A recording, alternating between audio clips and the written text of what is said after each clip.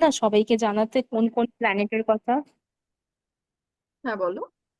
আপনি অনুসূয়াকে বললেন না কোন প্ল্যানেট, কি কি প্ল্যানেট বললেন আমি ভুলে গেলাম।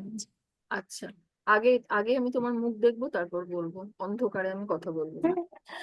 আচ্ছা, আমার ক্যামেরাটা সেট করতে হবে।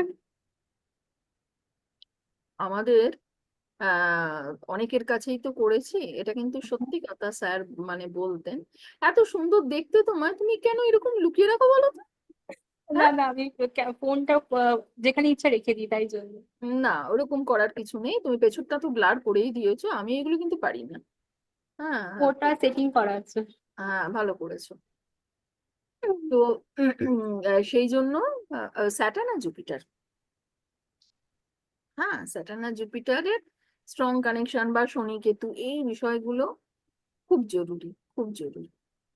ঠিক আছে। আর ম্যাম, আমি একটা কথা শুনেছিলাম লামা ফেরায় নাকি যাকে হিলিং দেওয়া হয় তাকে ওই ড্রেসটা পরতে হয়, নাহলে হিলিং দেওয়া যায় না। এটা কি সত্যি? না, তুমি ডিস্টেন্স সিলিং দিচ্ছ। তুমি হ্যাঁ হ্যাঁ ব্যাঙ্গালোরে হ্যাঁ। বসে আছো, চাকরি করছো, আর বাবা মা কলকাতায় আছে, তুমি কি করে ড্রেসটা পরাবে? পরাতে পারবে? তার পদ্ধতি আছে, আচ্ছা। সবকিছুরই পদ্ধতি আছে। এবং এই যে প্রত্যেক ড্রেসটা পরা, গলার যে মালাটা, স্টেচু মালাটা, হাতের যে বার্নিং স্টিক বলে, বল। স্টিকটা, প্রত্যেকটা একটা করে আলাদা আলাদা মানে বিষয়ভিত্তিক জায়গা আছে। ঠিক আছে। তো আজকে ক্লাস আমি শুরু করছি। তো আচ্ছা, আজকের ক্লাসটা আমি প্রথমেই পারমিশন চেয়ে রাখি, আমি উইদাউট ইউর পারমিশন কোনো কিছুই করি না। আজকের ক্লাসটা আমি যদি ইউটিউবে দিই, তাহলে তোমাদের কারোর কোনো প্রবলেম নেই তো? নেই নিশ্চয়ই, কারণ না, না, শি- শিক্ষা বরঞ্চ ভালো ম্যাডাম। শিক্ষা একটা জায়গা, এবং বরঞ্চ ভালো ম্যাডাম। শিক্ষার জায়গাটা কখনো আড়াল করবে না। ঠিক আছে। বহু মানুষ বহু আহ দিন ধরে বিভিন্ন জায়গায় শিখেছে, শিক্ষার তো কোনো শেষ নেই, আমরাও শিখে চলেছি, প্রত্যেকে শিখে চলেছি। তাই এটাকে আড়াল করারও কোনো জায়গা নেই। ঠিক আছে। আর কেন, কোনো তো তোমরা তো কোনো মানে অন্যায় করছো না। অ্যাস্ট্রোলজি একটা scientific subject based on astronomy, সুতরাং সেটাকে কোনোভাবে হাইড করার কোনো ব্যাপার নেই। ঠিক আছে। চলো, আজকে শুরু করছি। পায়া। পায়া বিষয়টা কি, আমি একটু স্ক্রিনটা শেয়ার করি। ওকে।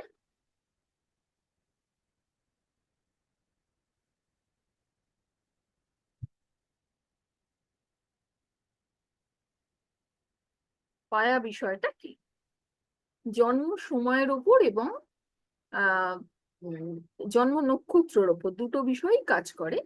এগুলোর ওপর ডিপেন্ড করে পায়া বিষয়টা। পায়া মানে তোমার সামগ্রিক জীবনের উপর কি ধরনের প্রভাব আসতে পারে। তোমার জীবনটা খুব স্মুথ হবে, না তোমার প্রতিবন্ধকতা থাকবে, বা কোন কোন ক্ষেত্রে তোমার এগোনো উচিত নয়, বা এই ধরনের বিভিন্ন বিষয় নিয়ে হচ্ছে পায়া। জন্মছকের 12টি ভাবকে মোট 4টি পায়া দ্বারা বিভাজন করা হয়েছে। কি কি? স্বর্ণ পায়া, রৌপ্য পায়া, তাম্র পায়া এবং লৌহ পায়া। পায়া বিচারের সূত্রাবলী। প্রথম হচ্ছে চন্দ্র থেকে। চন্দ্র থেকে মানে কি? রাশি থেকে। আমাদের 12টা সাইনের মধ্যে যে সাইনে চন্দ্র বসে সেটাই আমাদের রাশি হয়। অর্থাৎ মেষে যদি চন্দ্র বসে, তাহলে মেষ আমাদের রাশি। এবার চন্দ্র যে নক্ষত্রে বসলো, সেটা আমাদের জন্ম নক্ষত্র। তো চন্দ্র থেকে পায়া বিচার। চন্দ্র যদি লগ্ন থেকে ফার্স্ট হাউস, ফার্স্ট হাউস মানে লগ্নই, লগ্নে কারুর চন্দ্র রইল, সিক্সথে, সিক্সথ হাউস, অর্থাৎ লগ্ন থেকে 6 নম্বরে, ধরা যাক মেষ কারুর লগ্ন, তাহলে মেষ থেকে যদি মেষ, বৃষ, মিথুন, কর্কট, সিংহ, কন্যা, চন্দ্র যদি লগ্ন থেকে first house, sixth house, 11th হাউসে থাকে, তাহলে বলা হয় সেই মানুষটি, সেই জাতক বা জাতিকাটি স্বর্ণ পায়ার অন্তর্ভুক্ত। তাহলে লগ্ন থেকে চন্দ্র, তার মানেটা কি বোঝাচ্ছে? লগ্ন থেকে রাশি, চন্দ্র যে সাইনে থাকে সেটা রাশি। তো তাহলে ধরা যাক কারুর বৃষ লগ্ন। তাহলে লগ্ন থেকে ধরা যাক বৃষ লগ্ন, বৃষ রাশি, তার মানে বৃষটাই লগ্ন, আবার বৃষতেই মুন পজিটিভ, মানে বৃষতেই চন্দ্র আছে, টরাসে মুন পজিটিভ, তার মানে তার রাশিও টরাস এবং লগ্ন হচ্ছে টরাস মানে বৃষ। তাহলে চন্দ্র যদি লগ্ন থেকে ফার্স্ট হাউস, সিক্সথ হাউস এবং 11th হাউস, তার মানে লগ্ন থেকে রাশিটা যদি, ফার্স্ট হাউস মানে লগ্নতেই রাশি লগ্ন পড়লো, সেখানে সেখানে স্বর্ণপায়া হবে। সিক্সথ হাউসে অর্থাৎ লগ্ন থেকে চন্দ্র মানে রাশি তোমার ধরা যাক মেষ লগ্ন এবং কন্যা রাশি, তার মানে মেষ 1, বৃষ 2, মিথুন 3, কর্কট 4, সিংহ 5, কন্যা 6, তার মানে কন্যা হচ্ছে রাশি। ঠিক আছে, তার মানে মেষ লগ্ন সাপেক্ষে 6 নম্বর ঘর হচ্ছে কন্যা, তাহলে কন্যা রাশি। 11th হাউস, 11th হাউস হচ্ছে যদি মেষ লগ্ন হয় তাহলে লগ্ন সাপেক্ষে 11th হাউস কি কুম্ভ, কারণ কুম্ভ 11th হলে 12th হাউস হচ্ছে মীন, আবার তার মানে তার পরেরটা হচ্ছে লগ্ন, তাহলে 11th হাউস হচ্ছে কুম্ভ। তাহলে ধরা যাক কারণ মেষ লগ্ন, যদি চন্দ্র মেষেতেই থাকে অথবা চন্দ্র কন্যায় থাকে অথবা চন্দ্র কুম্ভে থাকে, তাহলে বলা হয় সে স্বর্ণপায়ার অন্তর্ভুক্ত। রৌপ্য পায়া, রৌপ্য পায়া কি করে হয়? লগ্ন থেকে সেকেন্ড হাউস, ধরা যাক মেষ কারুর লগ্ন, তাহলে মেষ 1, বৃষ অর্থাৎ টরাস হচ্ছে সেকেন্ড হাউস, তাহলে মেষ লগ্ন বৃষ রাশি, রৌপ্য পায়া। 5th হাউস, লগ্ন যদি মেষ হয় 5th হাউস হচ্ছে সিংহ, লিও, তাহলে মুন লিওতে পজিটিভ মানে সিংহতে চন্দ্র অবস্থিত।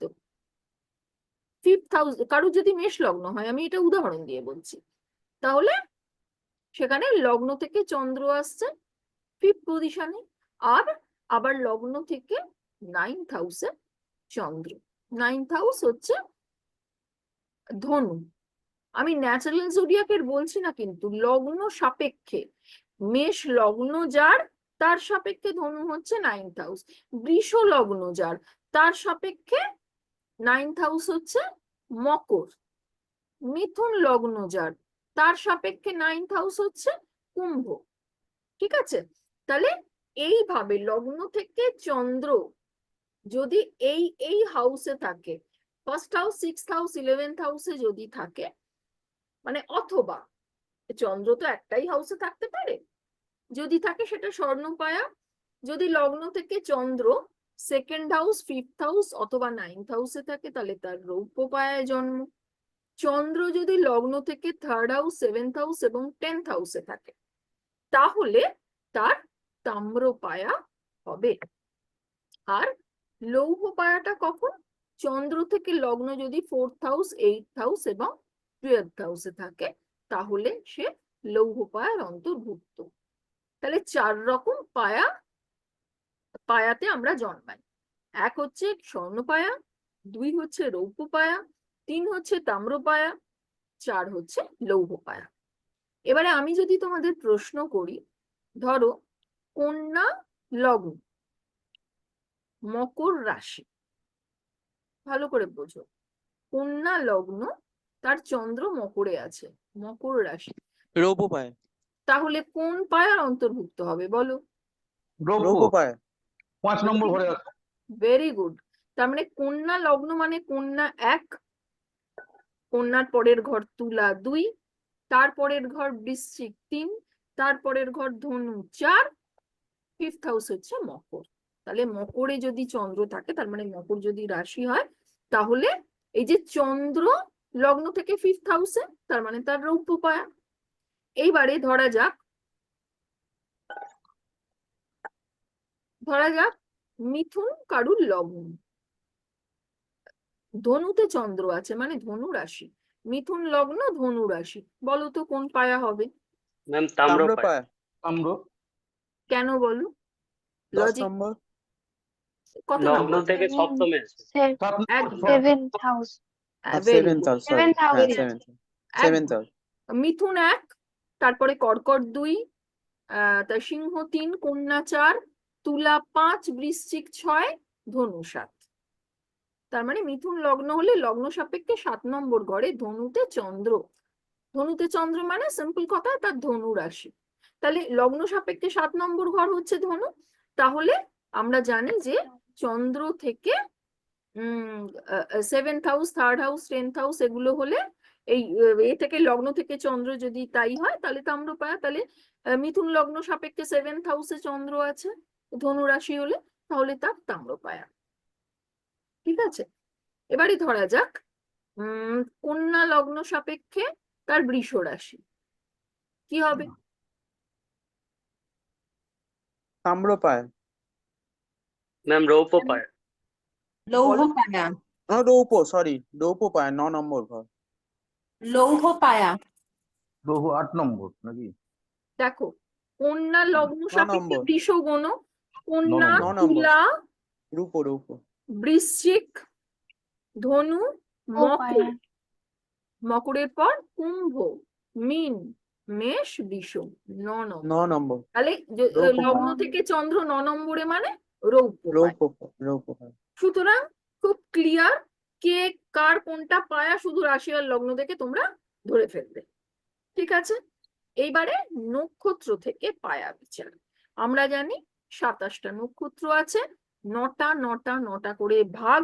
কিভাবে নির্ণয় করতে হয়, কিভাবে তার কতটা কি স্প্যান এক একটা রাশিতে, আর কোন প্ল্যানেটের কতটা স্প্যান কোন নক্ষত্রের, আমি আগের ক্লাসে সেটা শিখিয়েছি। তাহলে অশ্বিনী থেকে আর রেবতী পর্যন্ত 27টা নক্ষত্র। 27টা নক্ষত্রের মধ্যে সেই জন্ম নক্ষত্র অনুযায়ীও কিন্তু পায়ার বিচার হয়। প্রথম হচ্ছে একটা বড় জায়গা, একটা পাড়া রাশি, ভালো করে বোঝো, একটা পাড়াতে চন্দ্র পজিটেড। ঠিক আছে, সেই অনুযায়ী তোমরা রাশি অনুযায়ী বললে সেই পাড়ার কত নম্বর মানে অ্যাড্রেস, তার বাড়ি, এটা হচ্ছে নক্ষত্র। ঠিক আছে, মিনে, মিনে চন্দ্র পজিটেড লগ্ন সাপেক্ষে গোনা হলো যে তার অমুক পায়া। ঠিক আছে, এইবারে মিনের রেবতী নক্ষত্রে, তাহলে রেবতী নক্ষত্রে, শুধু রেবতী নক্ষত্রে চন্দ্র দেখেই তুমি বলে দিলে এর স্বর্ণ পায়া।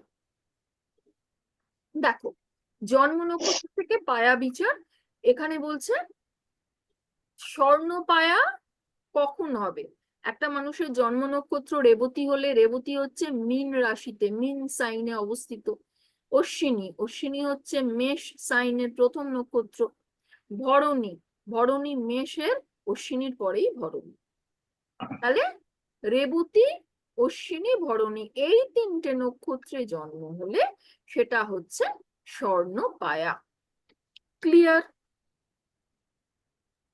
আমি যদি বলি চন্দ্র 15 ডিগ্রি মেষে,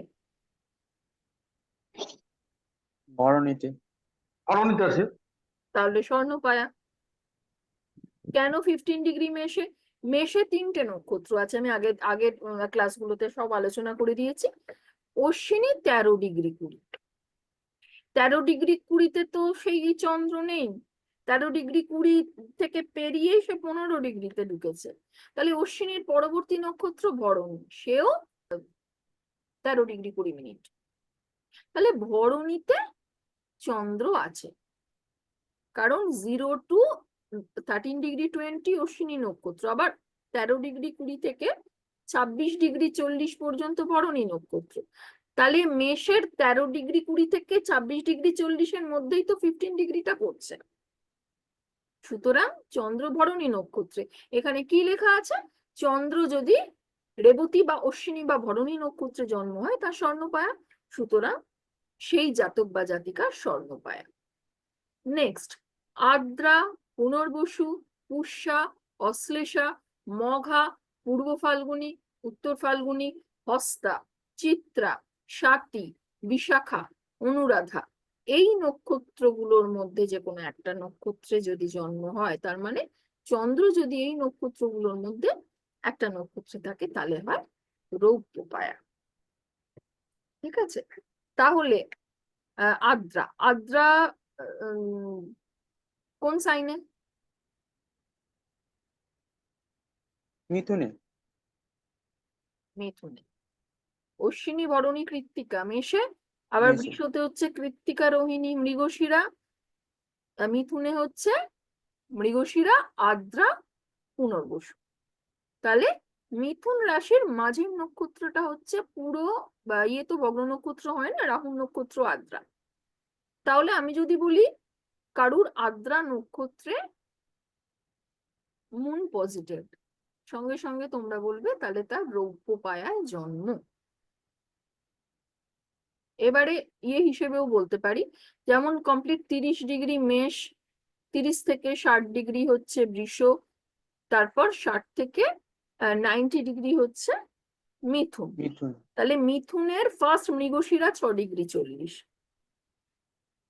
তাহলে 30 প্লাস বৃষ 30 60, 60 প্লাস 6 ডিগ্রি 40 মিথুনের প্রথম নক্ষত্র 66 ডিগ্রি 40। আমি যদি বলি চন্দ্র 67 ডিগ্রিতে পজিটেড 67 ডিগ্রিতে, তার মানে আদ্রা। আদ্রা নক্ষত্র। 6 ডিগ্রি 40 হচ্ছে 66 ডিগ্রি 40 হলো, ঠিক তারপরে 67 ডিগ্রি মানেই সে আদ্রা নক্ষত্রে ঢুকেছে। ক্লিয়ার? তাহলে আদ্রা নক্ষত্র বা পুনর্বসু নক্ষত্র বা পুষ্যা অশ্লেষা মঘা পূর্ব ফাল্গুনী যে কোনো একটা নক্ষত্রে যদি জন্ম হয় তাহলে তার রৌপ্য পায়ায় জন্ম হয়েছে বলা যায়। নেক্সট পয়েন্ট চলে এসো। জ্যেষ্ঠা, মূলা, পূর্বাষাঢ়া, উত্তরাষাঢ়া, শ্রবণা, ধনিষ্ঠা, শতভিষা, পূর্ব ভাদ্রপদ, উত্তর ভাদ্রপদ নক্ষত্রে জন্ম হলে তাম্রপায়া। এবারে তোমরা নক্ষত্র সবটা পড়েছো, আমি প্রথম থেকে অবশ্যই জিজ্ঞাসা করব কোনটা কার নক্ষত্র বলতে হবে, ঠিক আছে? আচ্ছা, এইগুলোর ভেতর হলে তাম্রপায়া। বৃশ্চিকে যদি চন্দ্র ধরে নাও 28 ডিগ্রিতে, কোন নক্ষত্রে? 18 নম্বর। কোন নক্ষত্রে?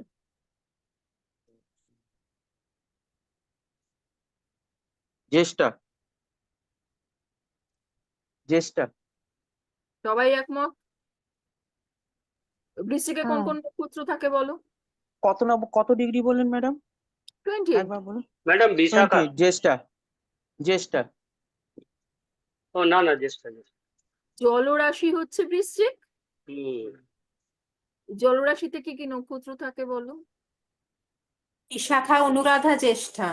বিশাখা, অনুরাধা, জ্যেষ্ঠা, মানে বৃহস্পতি, শনি, বুধ, এই 3টে প্ল্যানেটের নক্ষত্র জলরাশিতে থাকে। ঠিক আছে? বৃশ্চিক একটি জলরাশি, কর্কট একটি জলরাশি এবং মীন একটি জলরাশি। তার মানে বৃশ্চিকে 28 ডিগ্রি মানে একদম লাস্ট নক্ষত্রটা। লাস্ট নক্ষত্র হচ্ছে, এ বললো, মনীষা বললো, জ্যেষ্ঠা। ফার্স্ট হচ্ছে বিশাখা, তারপর অনুরাধা, তারপর জ্যেষ্ঠা। জ্যেষ্ঠা হচ্ছে বুধের নক্ষত্র। তাহলে মুন যদি মানে বৃশ্চিক রাশি হলো, মুন 28 ডিগ্রিতে পজিটিভ, তার মানে তার জ্যেষ্ঠা নক্ষত্র হলো, তার মানে তার সে কোন পায়ার অন্তর্ভুক্ত হলো? তাম্রপায়ার। ক্লিয়ার? লাস্ট হচ্ছে কৃত্তিকা, রোহিণী, মৃগশিরা। এই 3টে নক্ষত্রর একটা নক্ষত্রে যদি চন্দ্র থাকে, মানে তার যদি জন্ম নক্ষত্র এই 3টে নক্ষত্রর একটা নক্ষত্র হয়, তাহলে লৌহ পায়ার অন্তর্ভুক্ত সে। বোঝা গেল? এবার আমি যদি ছোট ছোট করে চটচট করে জিজ্ঞেস করি, তো যেটা স্ক্রিন শেয়ার করেছি, রেবতী কার নক্ষত্র, কোন প্ল্যানেটের নক্ষত্র? বুধ। রাহু। বুধ। বুধ। বুধ। বুধ। বুধ লাস্ট নক্ষত্র, ন্যাচারাল জোডিয়াকটা টোটাল ঘুরে শেষ নক্ষত্রটা রেবতী। অশ্বিনী কার নক্ষত্র কেতু। বলো? কেতু। কেতু। মেষে কেতুর নক্ষত্র, ভেরি গুড। ভরণী কার নক্ষত্র? শুক্রের নক্ষত্র। শুক্র। মেষে। Very good. আদ্রা কার নক্ষত্র? রাহু। আদ্রা রাহু। রাহু রাহু। নক্ষত্র। রাহু। মিথুনে। পুনর্বসু কার নক্ষত্র? পুনর্বসু বৃহস্পতি। বৃহস্পতি। মিথুন পুনর্বসু কর্কট। নক্ষত্র একদম পাংচুয়াল পুনর্বসু, অসম্ভব পাংচুয়াল হয় পুনর্বসু নক্ষত্রের মানুষেরা। পুষ্যা কার নক্ষত্র? শনি শনি। নক্ষত্র। কর্কটে। পুষা শনির নক্ষত্র, ভেরি গুড। অশ্লেষা বুধ অস- বুধ, নক্ষত্র কর্কটে, বুধের নক্ষত্র। মঘা মঘা কেতুর নক্ষত্র, মহা কেতু, সিংহে, ভেরি গুড। কে ঢুকতে পারছে না, দাঁড়াও দেখি। অমিত আবার কোথায় চলে গিয়েছিল? আচ্ছা, কেতুর নক্ষত্র। আচ্ছা, মঘা কেতুর নক্ষত্র। পূর্ব ফাল্গুনী, শুক্র শুক্র, ভেরি গুড। উত্তর ফাল্গুনী, রবি রবি, রবি, ভেরি গুড। রবি হস্তা, চন্দ্র চন্দ্র, বলা হয় হস্তা খুব হাত ওরিয়েন্টেড নক্ষত্র। যদি হস্তা নক্ষত্রের কোনো জাতক বা জাতিকার যদি ম্যাজিক শেখানোয় আগ্রহ থাকে, ম্যাজিক শিখতে আগ্রহ থাকে, নিজে ম্যাজিশিয়ান হবো, ভেরি রেয়ার প্রফেশন, কিন্তু যায় না যে তা নয়। হস্তা নক্ষত্রর মানুষেরাও খুব ভালো ম্যাজিশিয়ান হতে পারে, হাত সাফাই খুব ভালো হতে পারে। ঠিক আছে। চিত্রা কার নক্ষত্র? মঙ্গল মঙ্গল, ভেরি গুড। স্বাতী কার নক্ষত্র? রাহু রাহু, রাহু। বিশাখা, বৃহস্পতি বৃহস্পতি, ভেরি গুড। অনুরাধা, শনি শনি, ভেরি গুড। জ্যেষ্ঠা, বুধ, বুধ মূলা, কেতু হ্যাঁ মূলা, কেতু, ভেরি গুড। পূর্বাষাঢ়া, শুক্র শুক্র, উত্তরাষাঢ়া, রবি, রবি, ভেরি গুড। শ্রবণা, চন্দ্র চন্দ্র, নিষ্ঠা, মঙ্গল মঙ্গল, শতভিষা। রাহু রাহু, শতভিষা নক্ষত্র শ্রীরামকৃষ্ণ দেবের ছিল।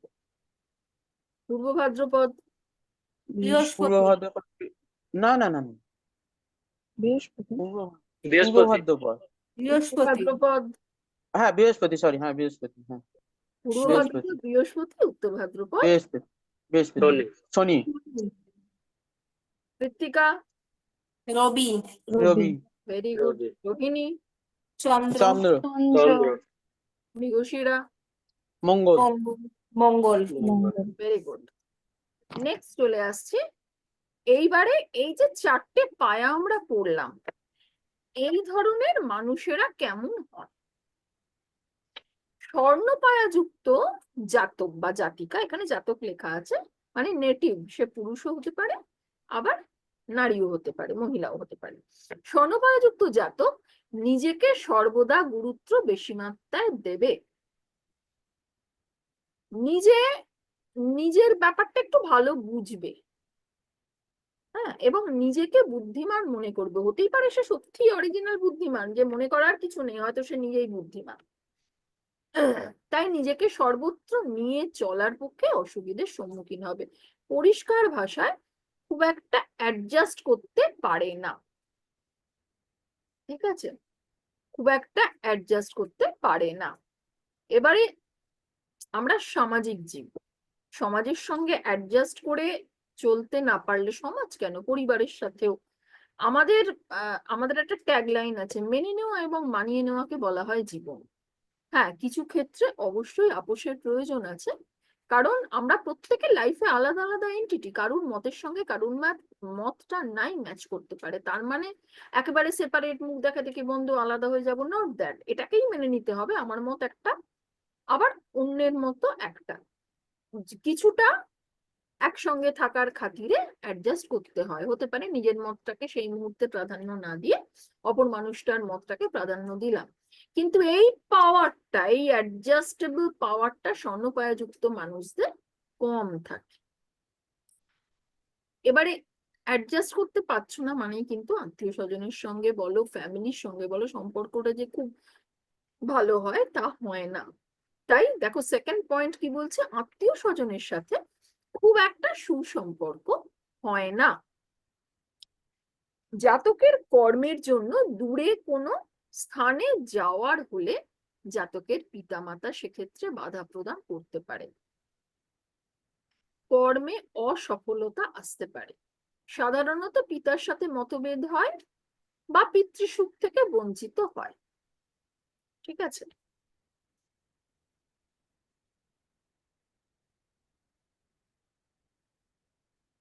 প্রথম কথা, দেখবে ছোট থেকে যারা স্ট্রাগল কম করে, যারা বাবা মার খুব মানে আতুপুতুতে বড় হয়, সেক্ষেত্রে তাদেরই কিন্তু অ্যাডজাস্ট করার মানসিকতা কম থাকে বেশিরভাগ ক্ষেত্রে। কেন?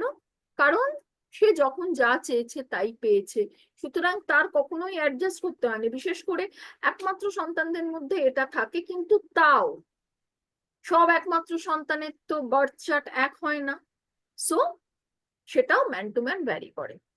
এবং বহু মানুষ আছে যারা সোনার চামচ নিয়ে মুখে জন্মালো কিন্তু একটা অসম্ভব স্ট্রাগলের মধ্যে পড়ে গেল, মানে তাদের বাবা মাও ভাবতে পারবে না যে এ এত যত্ন করে ভালোবেসে আমি আমার সন্তানকে মানুষ করলাম, আজকে কি কঠিন স্ট্রাগল করছে, সেটাও হতে পারে।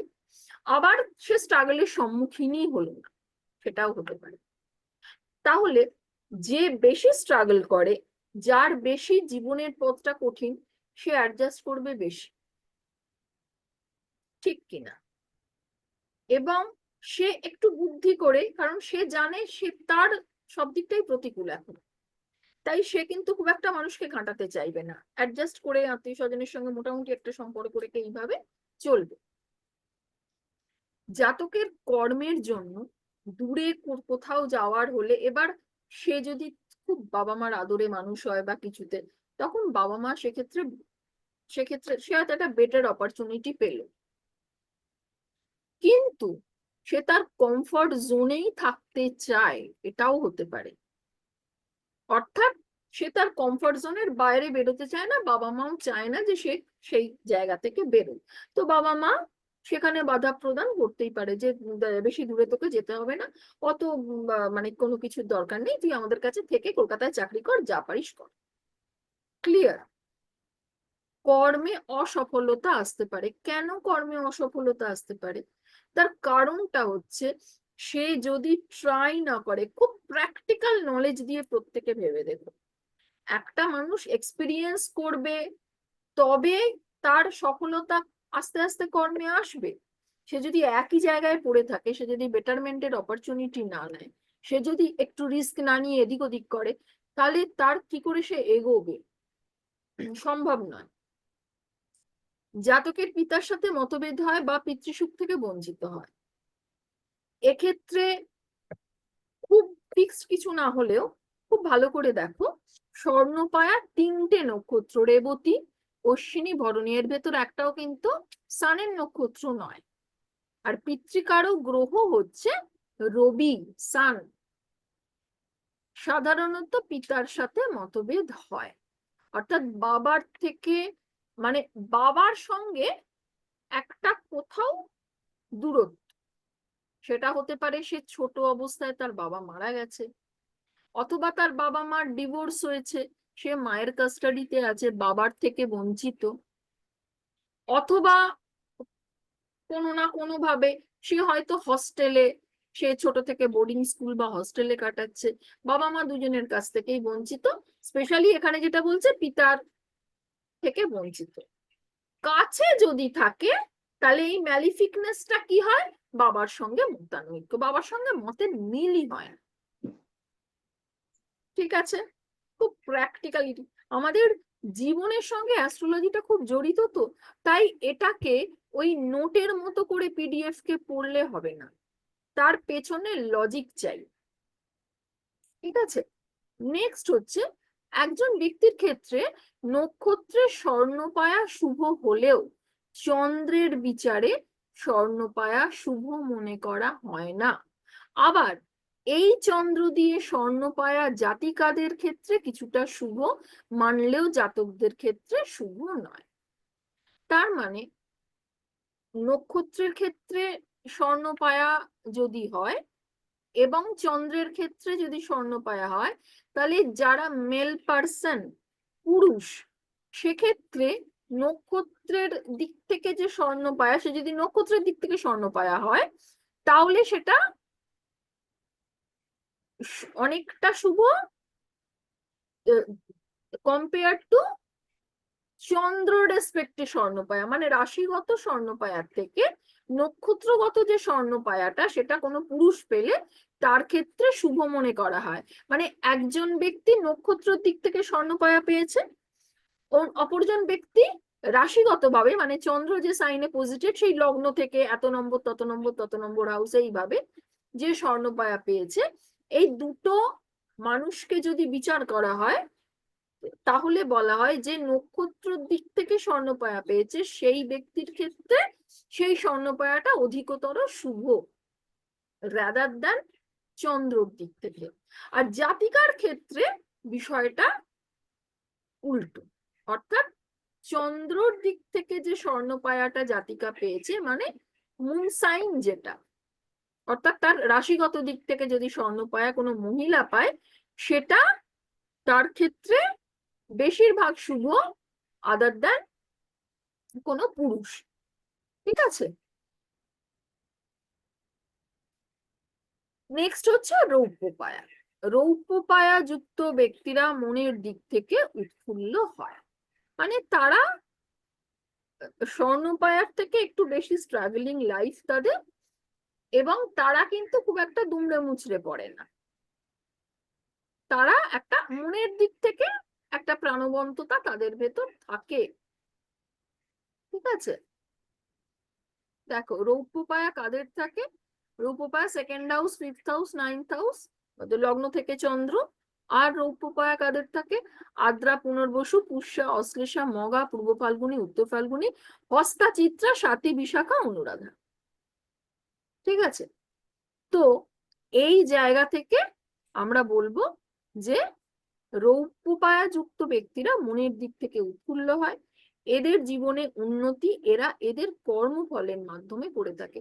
তার মানে কি, খুব ভালো করে বুঝুন না, আপনার যদি মন ভালো থাকে, স্পন্টেনিয়াস হয়, স্ফূর্তিতে থাকেন, যে কোনো কারণেই হোক, যে কোনো পরিস্থিতিতে হোক আপনি ভালো আছেন, এই উৎফুল্লতা থাকলে মনের সঙ্গে শরীরেরও কানেকশন আছে। মনটা যদি দুমড়ে মুচড়ে যায়, মনে যদি ডিপ্রেশন আসে, দেখবেন শরীরটাও ভালো লাগছে না, শরীর খুব খারাপ, মনটা চাঙ্গা, শরীরটাও ভালো হয়ে গেল। তো সেক্ষেত্রে মনের দিক থেকে যখন একটা মানুষ উৎফুল্ল থাকবে সে কিন্তু অনেক বেশি বেশি কর্ম করবে, সেখানের কাজের ক্ষেত্রে তার খুব একটা ক্লান্তি বোধ হবে না, কারণ সে তো উৎফুল্ল চিত্তে কাজ মানে করছে।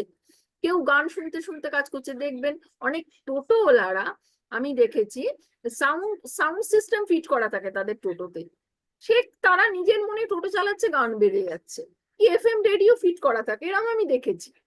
এটা একদম খারাপ না, আস্তে যদি লো লো ভয়েসে, এটা সম্পূর্ণ তাদের উৎফুল্লতা।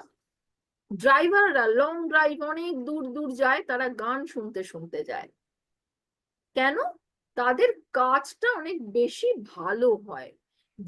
যে কোনো কাজে যদি মনটা যে কিছু দিয়ে হোক, যে কোনো প্যারামিটার দিয়ে হোক, মন যদি উৎফুল্ল থাকে তাহলে তাদের জীবনে কর্ম এবং কর্মের যে ফলাফলটা অনেক বেটার হয়, এবং কর্ম ভালো হলেই তাদের জীবনে কিন্তু উন্নতি আসে, ব্যতিক্রম অবশ্যই আছে।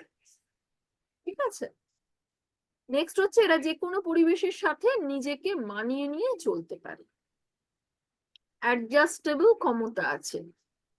ঠিক আছে, অ্যাডজাস্টেবল ক্ষমতা আছে বলেই নিজেকে চাঙ্গা রাখতে পারে মনের দিক থেকে।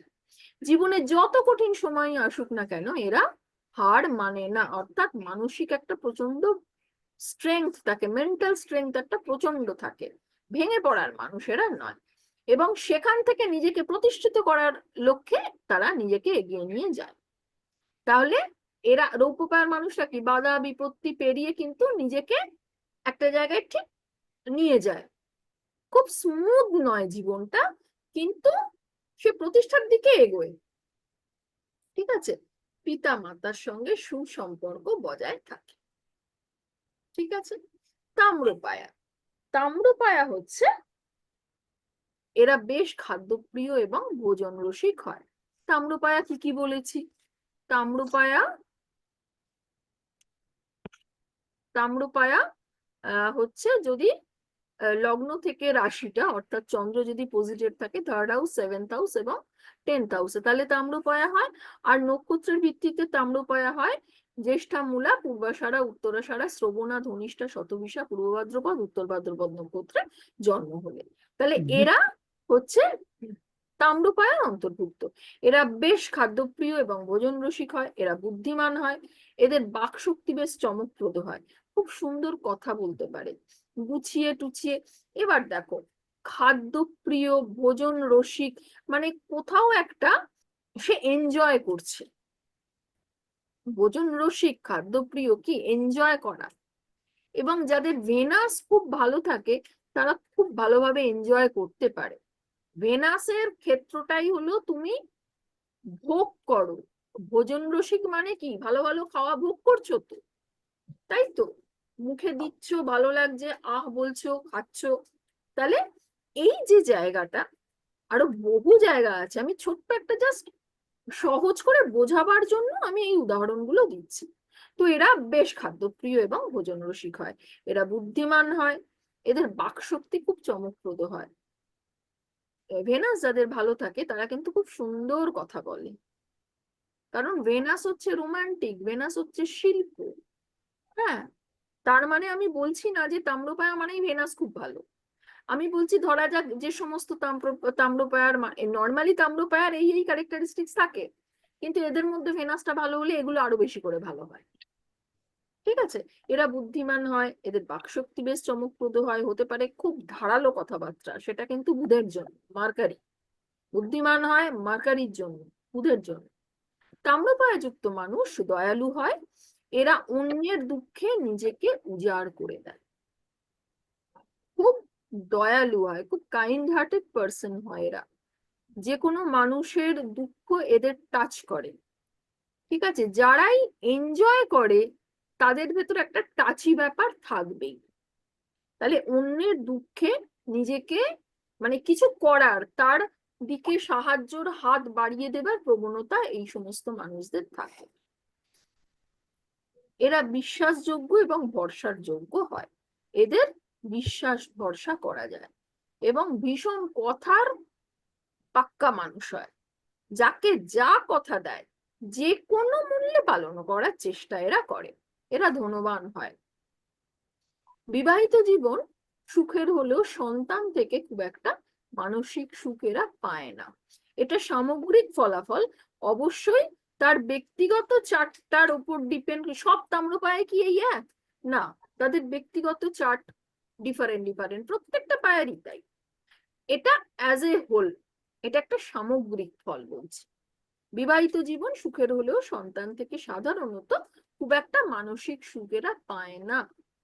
সন্তান তার নিজের উন্নতির জন্য তাম্রপায়া যুক্ত পিতামাতার থেকে দূরে থাকতে পারে, হতে পারে সে বিদেশে পড়তে গেল, হতে পারে সে কোনো মিলিটারি কোনো ট্রেনিং স্কুলে চলে গেল, বা অনেক কিছুই হতে পারে, বা চাকরি নিয়ে বাবা মা একটা জায়গায় আছে, সেই চাকরি নিয়ে একটু অন্য কোথাও লং ডিস্টেন্সে বেরিয়ে গেল, হতেই পারে। লৌহপায়া, লৌহপায়া জাতক বা জাতিকা উভয় ক্ষেত্রেই অশুভ বলে মনে করা। এখানে পিডিএফ এ লেখা থাকলেও জানবেন, নিজে যদি পজিটিভ থাকেন কোনো কিছু অশুভ হয় না, কখনো হয় না। নিজে যদি পজিটিভ থাকা যায় তাহলে জীবনের কোনো কিছুই অশুভ হয় না। যদি আমি অশুভ ভাবি, অশুভ জায়গাটা কিন্তু মনে, যে একটা খুব স্ট্রাগল, খুব হার্ডল একটা পেরোচ্ছি, আমি যদি মনে ভাবি যে আমার এই এই যে স্ট্রাগলটা, এটা আমার শুভত্বের নিদর্শন, আমি এটা পেরিয়ে যাওয়া মানে আমি একটা জায়গায় রিচ করতে পারবো, ঈশ্বর আমার পরীক্ষা নিচ্ছে, এটা আমার শুভত্ব, ঈশ্বর যখন এই স্ট্রাগলটা আমায় দিচ্ছে, ঈশ্বর যা দেবে সব ভালো, সব শুভ, এই মানসিকতা আমরা যেই না রাখি, কিচ্ছু অশুভ হয় না। আমি অন্তত মানি না, জীবনের সবটুকু শুভ। ঈশ্বর আমাদের যা দিয়েছেন ভেবেচিন্তে দিয়েছেন, সকলকে সমান দেননি। যাকে যা দিয়েছেন আমরা মাথা পেতে নেব এবং কৃতজ্ঞতা জানাবো ঈশ্বরকে, যে তুমি যা দিয়েছো অনেক দিয়েছো, এইটা ব্যবহার করেই আমরা আমাদের পুরো জীবন কাটিয়ে দিতে পারি। সেটা আপনাকে বুঝতে হবে আপনার মধ্যে কি কি গুণ আছে, আপনি কোন দিকে যেতে পারেন। এই জন্য আমি মাধ্যমিক উচ্চ মাধ্যমিক যারা দিয়েছে, আইসিএসসি সিবিএসসি যারা দিয়েছে, সবসময় তাদের বাবা মাকে বলি একদম 9 থেকে বুঝতে হবে যে ছেলে মেয়েকে কোন দিকে দিতে হবে। একটা ছেলে যে সায়েন্স পড়াটার থেকে সে আর্টসে গেল, সে অনেক বেশি ডেভেলপ করতো, তার বাবা মা, স্বাভাবিক বাবা মার মনে হতেই পারে আশা যে আমার ছেলে ডাক্তার হবে, ইঞ্জিনিয়ার হবে, পুরো উল্টো রুটে চলে গেল। অথবা সে হয়তো খুব ভালো কমার্স নিয়ে পড়তে পারতো, তাকে আর্টসে দিয়ে দিল, ও আমার ছেলে খুব একটা লেখাপড়ায় ভালো নয় বলে তাকে আর্টসে দিয়ে দিল। এটা ভুল কথা। প্রত্যেকটা ছেলে মেয়ে, প্রত্যেকটা আর্টসেও ভীষণ ভালো ছেলে মেয়ে হয়, কমার্সেও ভীষণ ভালো ছেলে মেয়ে হয়, সায়েন্সেও ভীষণ ভালো ছেলে মেয়ে হয়। তাদের সঠিক রূপটা দেখাতে হবে, সেটা তাদের কিন্তু কি থাকে, চার্টের ভেতর থাকে, যেটা আমরা প্রেডিকশন করে বলতে পারি যে একে এই লাইনে দিন, তাহলে কি হবে, ইয়ার লস হবে না। এমন অনেক হয়, একটা নিয়ে পড়লো, সেই সেই সেই পড়াশোনাটাকে নিয়ে সে প্রফেশনেই এগোতে পারলো না, পুরো অন্য লাইনে চলে গেল প্রফেশনটা। তার মানে কি, সময় নষ্ট, তো অর্থ নষ্ট, অনেক খরচ খরচা করে বাবা মা পড়িয়েছে একটা সাবজেক্ট, একটা কিছু, সেটা তার কাজেই লাগলো না, তাহলে অপচয়। তাহলে সেইভাবে ভাবতে হবে। যাই হোক, চলে আসছে লৌহ পায়ায়। লৌহ পায়াযুক্ত মানুষ কুঁড়ে অলস প্রকৃতির হয়, কিন্তু নিজের জীবিকা অর্জনের জন্য এরা পরিশ্রম করতে পারে। তার মানে কি, কুঁড়ে অলস প্রকৃতির হলেও যদি ভাবি আমার কিছু নয়, আমাকে ঝেড়ে মেরে উঠে করতে হবে নিজের জন্য, এরা তার মানে পারে, জীবিকা অর্জনের জন্য এরা পরিশ্রম করতে পারে। শিক্ষাক্ষেত্রে এদের বাধা থাকতে পারে, বাধা থাকেও, লৌহ পায়ার মানুষদের শিক্ষাক্ষেত্রে বেশ বাধা থাকে। এবং তারা এই যে নেক্সট পয়েন্টটা, খুব তাড়াতাড়ি রেগে যায়, তারা অনেক কিছু সহ্য করে, অনেক প্রতিবন্ধকতা করতে করতে না এরা ধৈর্য হারিয়ে ফেলে, যে কারণে এরা রেগে যায়। এদের কোনো দোষ নেই যে এরা ইচ্ছাকৃতভাবে রেগে যায়। এরা নিচু শ্রেণীর মানুষকে বেশি আপন করে নেয়, তার কারণ কি, যে সমস্ত মানুষদের স্ট্রাগল থাকে তারা কিন্তু,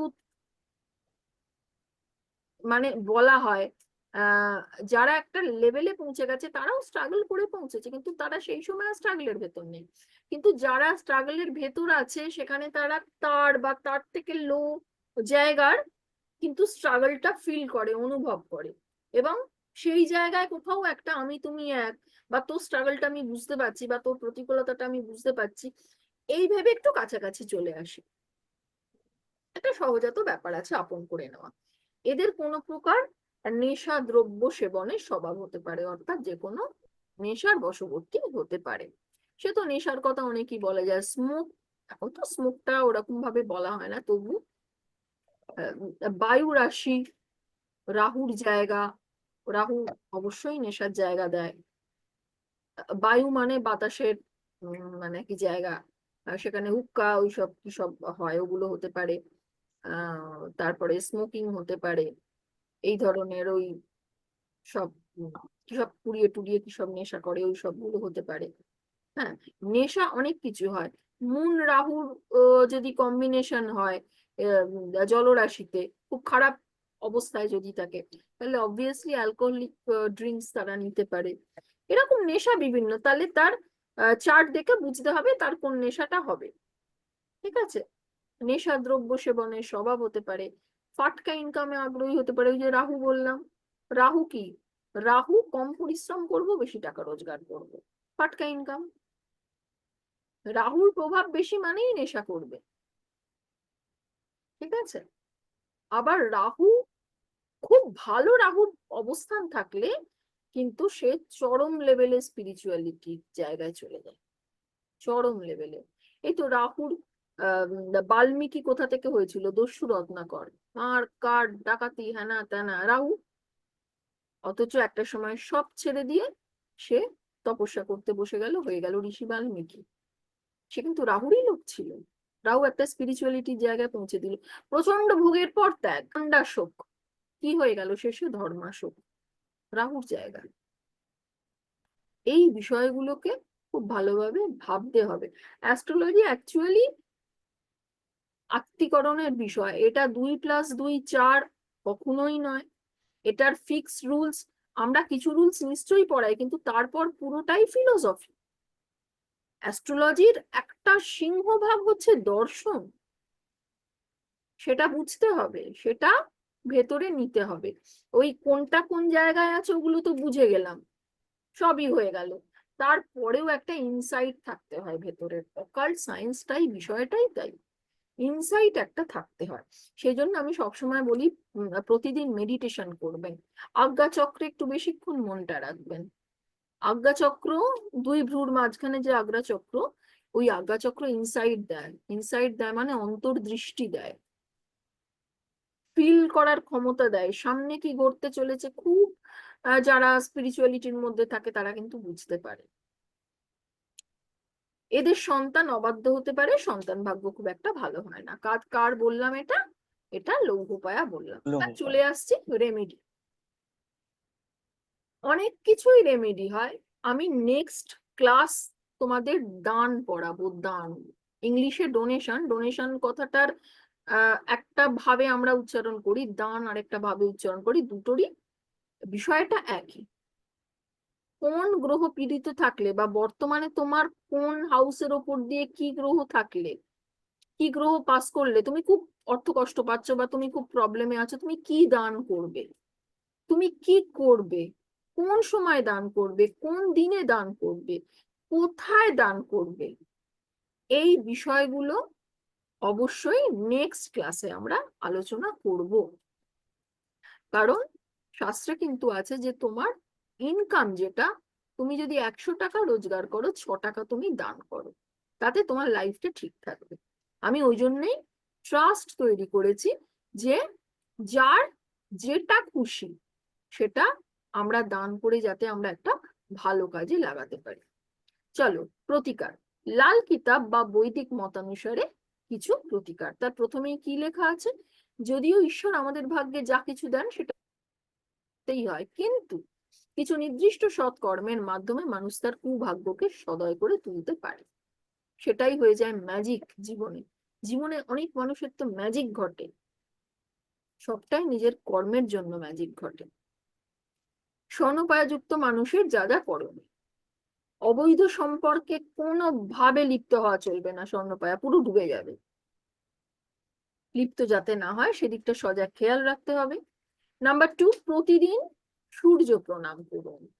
জবা ফুলের মধ্যে, জবা ফুল দিয়ে জলের মধ্যে সূর্যার্ঘ্য প্রদান করে প্রণাম করুন। যদি স্নান করার পর পূর্ব দিশায় সূর্যের দিকে তাকিয়ে সূর্যমন্ত্র বলে যদি প্রণাম করেন, সেটুকুতেই অনেক কাজ হবে। এবং এটা স্বর্ণপায়া যুক্তর ক্ষেত্রে শুধু নয়, প্রত্যেকটা মানুষের ক্ষেত্রে। কারণ সূর্য সকল শক্তির উৎস। আমাদের যদি তিনি শক্তিই না দেন, আমরা চলবো কি করে? তিনি যদি আলোই না দেন, আমরা পথ দেখবো কি করে, আলোর পথটা? যে কোনো পায়া, যে কোনো রাশি, যে কোনো লগ্ন, তার সান ভালো থাক সান খারাপ থাক, সূর্য প্রণাম মাস্ট। সূর্য প্রণামের মন্ত্রটা যদি কেউ বলেন, আমি পাঠিয়ে দেবো, আমি গ্রুপে দিয়ে দেবো আপনাদের, ঠিক আছে? মন্দিরে যখন পূজা দেবেন তখন নারিকেল দান করুন, দান করতেই পারে। রৌপ্য পায়া মানুষদের রেমিডি কি? রৌপ্য পায়াকে শুভ ধরা হয়, তবুও সেই শুভত্ব আজীবন বজায় রাখতে নিম্নোক্ত করণীয় গুলো করাটা জরুরি। কি? যে কোনো রকমের কুকর্ম থেকে নিজেকে দূরে রাখবেন, তাহলে রৌপ্য পায়ার যে ভালো জিনিসটা সেটা নষ্ট হয়ে যায়। মনে রাখবেন, কুকর্ম আপনার জীবনের এই রৌপ্য পায়ার সুফলগুলি থেকে আপনাকে না হলে বঞ্চিত করে দেবে, ঠিক যে কথাটা জাস্ট বললাম। নেক্সট হচ্ছে শিব স্তোত্রম পাঠ করা উচিত। তারপর শিব স্তোত্রম ইয়েতে আছে, আমি সেরকম পাঠিয়ে দেবো, অসুবিধা নেই। তীর্থস্থান থেকে জল নিয়ে এসে নিজের শোয়ার ঘরে রাখতে পারেন। এই যে সবাই প্রয়াগ গেল, প্রয়াগরাজ গেল, অনেকে পাড়া প্রতিবেশী বলে তুই প্রয়াগ যাচ্ছিস, আমাকে একটু প্রয়াগের জল এনে দিস। কেন? বলে হোলি ওয়াটার এটা। গঙ্গা জল হতে পারে, অবশ্যই গঙ্গা জলই নর্মালি এটা হয়। যে কোনো তীর্থস্থান থেকেও তুমি নিয়ে এসে রাখতে পারো। আমি আগের দিন একটা কি বলছিলাম, নিউমারোলজি ক্লাসে বলছিলাম না, 2 যাদের বেশি, গ্রিডে 2 যাদের বেশি, আমি কি বলছিলাম? রেন ওয়াটার, বৃষ্টির জল ধরে একটা বিশেষ ধাতুর পাত্রে ঘরে রেখে দিতে। আমি বলছিলাম, ও ব্ল্যাঙ্ক চেক প্রেডিকশনে বলছিলাম, সরি। 4th হাউসে মুন খুব ভালো কর্কট লগ্নের ক্ষেত্রে, কিন্তু 9th হাউসের মুনটা আবার কর্কট লগ্নের ক্ষেত্রে একটু অসুবিধাজনক। সেই জন্য সেই ম্যালিফিকনেস দূর করতে এটা ব্ল্যাঙ্ক চেক প্রেডিকশনে আলোচনা করেছিলাম। এতগুলো ক্লাস চলে না, মনে থাকে না কোন ক্লাসে কোনটা। আচ্ছা, তাম্রপায়া যুক্ত মানুষদের যা যা করণীয়। কোনো তীর্থস্থান বা কোনো মন্দিরে ভোগ দান করুন এবং সেই স্থানের ভিক্ষুকদের যথাসাধ্য দান করুন। অতিরিক্ত ঝাল বর্জন। তামার কোনো ধাতু নিজে না ধারণ করলেও নিজের কাছে রাখতে পারে। তামার পয়সা অনেকে দেখেছি পৈতেতে জড়িয়ে রাখেন, বা একটা কোনোভাবে একটা কোমরে পরে রাখেন, এরকম হতেই পারে। তো আমার আংটি একটা পরলেই তো হয়ে গেল। লৌহ পয়াযুক্ত মানুষের যা যা করণীয়: মন্দিরে লৌহজাত দ্রব্য দান করতে পারলে ভালো হবে। অতিরিক্ত ঝাল বর্জনীয়, গোলমরিচ দিয়ে রন্ধন সেবন করুন। লঙ্কার ঝালের থেকে গোলমরিচের ঝাল, এটা নিশ্চয়ই কোনো কারণে বলেছে। সবই আমাদের ঋষিমুনিদের তো জায়গা, সুতরাং আমরা এটা বলতে পারবো না যে কি অর্থে। নেক্সট দান করব। দানের ক্লাস হবার পর আমরা ছক নিয়ে আমাদের আলোচনাটা শুরু করব। ঠিক আছে? বিভিন্ন রকম ছক, সমস্ত কিছু নিয়ে আমাদের আলোচনা শুরু হবে। কালকে বাস্তুর ক্লাস আছে, স্যাটারডে অ্যাস্ট্রোলজির ক্লাস আছে, রবিবার নর্মালি আমার চেম্বার থাকে। এই সানডে আমি চেম্বার যাব না। 7:30 থেকে 8টার মধ্যে আমরা শুরু করব জটক বিচারের ক্লাস। আজকের মতো ক্লাস এই পর্যন্ত। রেকর্ডিং অফ করছি। ম্যাডাম